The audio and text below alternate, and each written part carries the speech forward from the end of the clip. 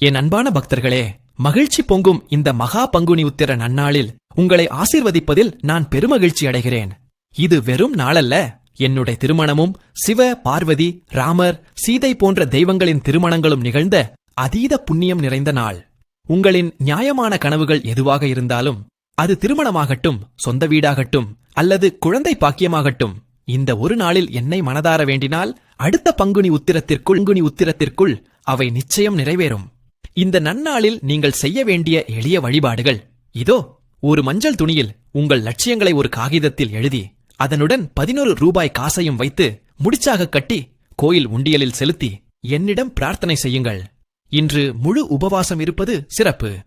இயலாதவர்கள் என் படத்தின் முன் அமர்ந்து ஓம் சரவணபவ அல்லது ஓம் ஆறுமுகனே போற்றி என்ற மந்திரத்தை குறைந்தது 108 முறை உச்சரித்து வழிபடுங்கள். நெய் தீபம் ஏற்றி சர்க்கரை பொங்கல், பஞ்சாமிர்தம் மற்றும் பழங்களை நைவேத்தியமாக படைத்து என்னை வணங்குங்கள்.